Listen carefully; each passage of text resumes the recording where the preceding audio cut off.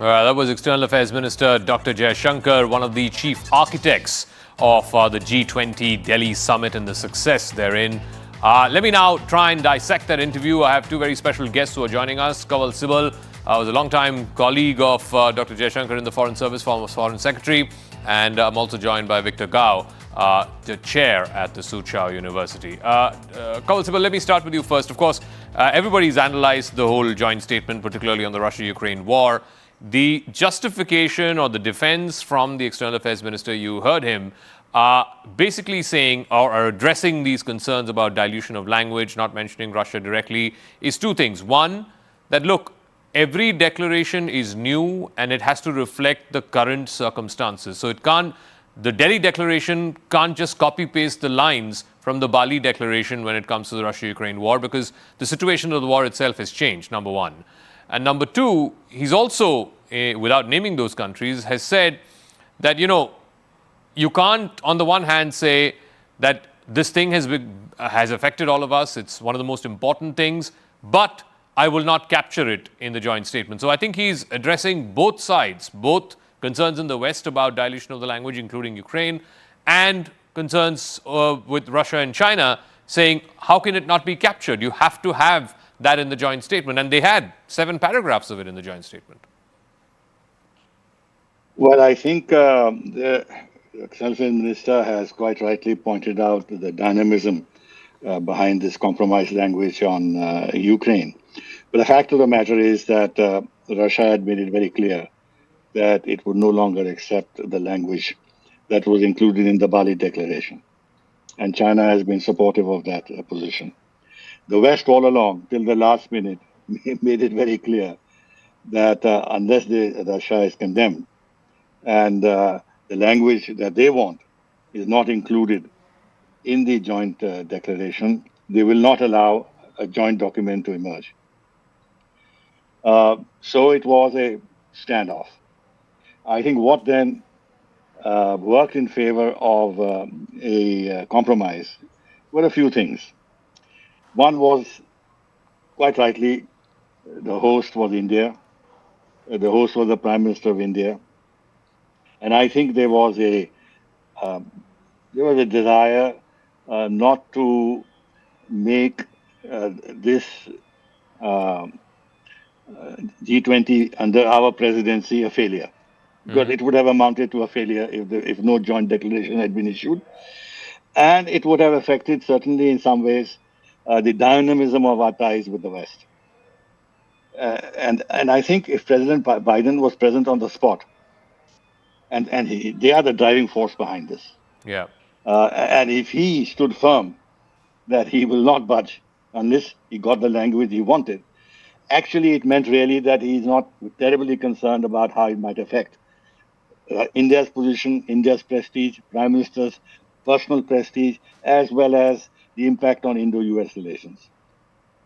I think, therefore, he attached more importance to keeping India on the right side of the United States and the G7 at the cost of making some concessions on the Ukraine language. That is one.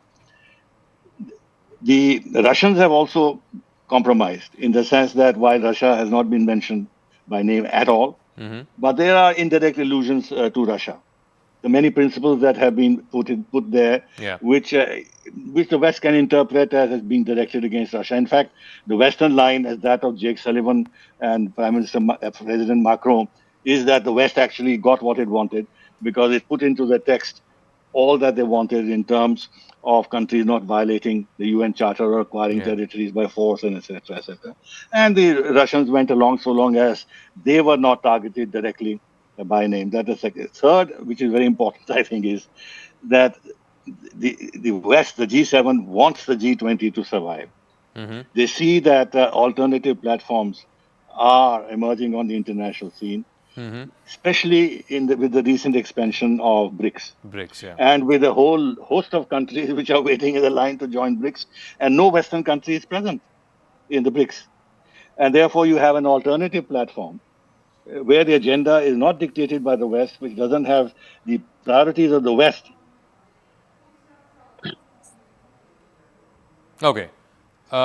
we'll just try and fix that Second audio is with Secretary Sibbal in just a moment. But let me get Professor Victor Gao into this. I asked the foreign minister also about the decision by the Chinese president not to attend, which at that time was seen as a bit of a snub. But given what has been achieved over the 2 days that Delhi hosted this G20 summit and some really big deals, not just the joint statement, overcoming very serious differences on the Russia-Ukraine war, but also this big announcement of the corridor from India, the Middle East, going all the way to Western Europe, the Biofuel Alliance, adding the African Union, India walking the African Union chair to take his place at the G20 high table. These are all very, very big decisions that have been taken in that room where Xi Jinping chose not to be part of that room. So the signaling is from the entire G20, all the other 19 powers, is that if China does not want to be part of the room, if Xi Jinping does not want to be part of the room, that's his loss. The world is going to go ahead and make some of these pretty big deals. Thank you very much for having me. First of all, please allow me to congratulate once again on the successful G20 summit in New Delhi.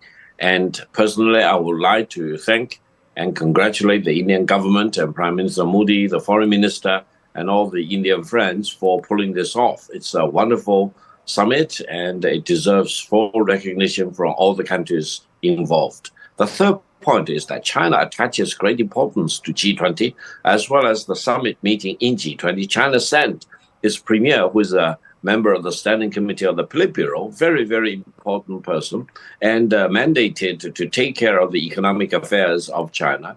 And G20, unlike, let's say, the Security Council of the United Nations, does not have a mandate to focus on geopolitical issues. Its original mandate is to focus on economic and financial matters. And this falls squarely into the responsibility of the premier in China. Therefore, by sending the premier of China to attend the G20 summit in New Delhi, it doesn't constitute a stop. It constitutes a full recognition of the importance of G20 and how these important issues need to be dealt with. China opposes diversion of G20 into other issues, of course. How does one explain then that for every G20 since Xi Jinping became president of China since 2013, he was the one who went? It was not the premier.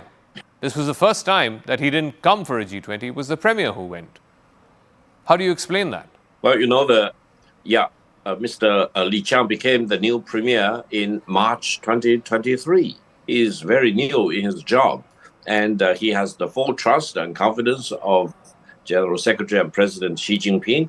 They get along very well as a pair, leading the country, leading the party, and leading the government. Therefore, I think it's very logical from the Chinese perspective. It's very logical, very natural for the Chinese premier to attend the New Delhi summit. It's not a snub. It's not less of a recognition. It is still a full recognition because what matters eventually is the substance. The substance is that China attaches great importance to a great neighboring country like India. Okay. China